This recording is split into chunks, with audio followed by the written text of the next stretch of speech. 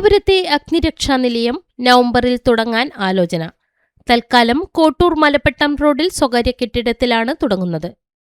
ഇക്കുറി സംസ്ഥാന ബജറ്റിൽ അനുവദിച്ച ഇരിക്കൂർ നിയോജക മണ്ഡലത്തിലെ ആദ്യ അഗ്നിരക്ഷാ നിലയം നവംബർ 1 കേരളപ്പിറവി ദിനത്തിൽ ശ്രീകണ്ഠപുരത്ത് പ്രവർത്തനം തുടങ്ങാൻ ആലോചന. കോട്ടൂർ മലപ്പട്ടം റോഡരികിൽ സ്വകാര്യ കെട്ടിടത്തിൽ താൽക്കാലികമായി തുടങ്ങാനാണ് ആലോചന. ജില്ലാ ഫയർ ഓഫീസർ സ്ഥലത്തെത്തി ഇതുമായി ബന്ധപ്പെട്ട് ശ്രീകണ്ഠപുരം നഗരസഭാ ചെയർമാൻ ഇ.വി. രാമകൃഷ്ണനുമായി ചർച്ച നടത്തിയാണ് ധാരണയായത്. കൊട്ടൂർ വയലിലെ നഗരസഭയുടെ സ്ഥലത്ത് കെട്ടിടം പണിത് പിന്നീട് മാറാനാണ് ധാരണ. ഈ സ്ഥലം മാലിന്യ സംസ്കരണ പ്ലാന്റ് സ്ഥാപിക്കാനായി വാങ്ങിയതുകൊണ്ട് തരം മാറ്റിത്തരണമെന്ന് ആവശ്യപ്പെട്ട് നഗരസഭ സർക്കാരിനെ സമീപിച്ചിട്ടുണ്ട്. മെക്കാടം റോഡിനോട് ചേർന്ന് കിടക്കുന്ന ഈ സ്ഥലം അഗ്നിരക്ഷാ നിലയം സ്ഥാപിക്കാൻ അനുയോജ്യമാണെന്ന് നേരത്തെ നടത്തിയ പരിശോധനയിൽ വ്യക്തമായിരുന്നു. നഗരസഭയുടെ കൊട്ടൂർവയലിലെ സ്ഥലം തരംമാറ്റി കിട്ടിയാൽ 30 സെന്റ് സ്ഥലം അഗ്നിരക്ഷാസേനയ്ക്കും 10 സെന്റ് എക്സൈസ് ഓഫീസിനും കെട്ടിടം പണിയാൻ നൽകാനാണ് ധാരണ.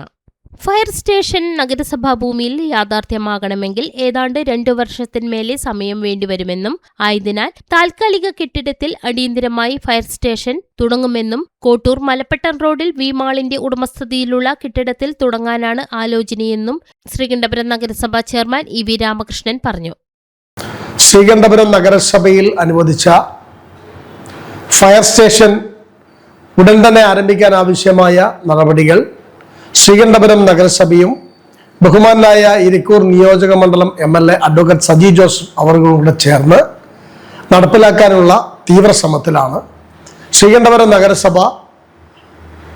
നഗരസഭയുടെ ഭൂമിയായ കൊട്ടൂർ വയലിൽ ഇത് ആരംഭിക്കാൻ ആവശ്യമായ എല്ലാവിധ അനുമതിയും നൽകിക്കഴിഞ്ഞു.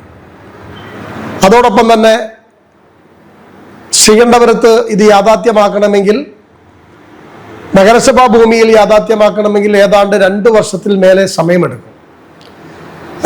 ഒരു ബിൽഡിംഗ് പണിത് സംസ്ഥാന ഗവൺമെന്റ് ഫണ്ട് ഉപയോഗിച്ച് നടപ്പിലാക്കാൻ വർഷങ്ങളെടുക്കും എന്നുള്ളതിനാൽ താൽക്കാലിക കെട്ടിടത്തിൽ അടിയന്തരമായി ഫയർ സ്റ്റേഷൻ അനുവദിക്കാൻ ആവശ്യമായ കാര്യങ്ങളാണ് ബഹുമാനായ ആഭ്യന്തര വകുപ്പ് മന്ത്രിയുമായി MLAയും നഗരസഭാ ചെയർപേഴ്സണും സംസാരിക്കുകയും ഉന്നത ഉദ്യോഗസ്ഥന്മാർ ഡിസ്ട്രിക്ട് ഫയർ ഓഫീസർ അടക്കമുള്ള ഉദ്യോഗസ്ഥന്മാർ സ്ഥലം സന്ദർശിക്കുകയും കൊട്ടൂർ വയലുള്ള ഭൂമി ഇതിന് അനുയോജ്യമാണെന്നും അത് നൽകിയാൽ നമുക്ക് പെട്ടെന്ന് തന്നെ പണി തുടങ്ങാൻ ആവശ്യമായ കാര്യങ്ങൾ ചെയ്യാമെന്ന ഒരു നിർദ്ദേശം നഗരസഭയുടെ മുന്നിൽ അവതരിപ്പിക്കുകയുണ്ടായി.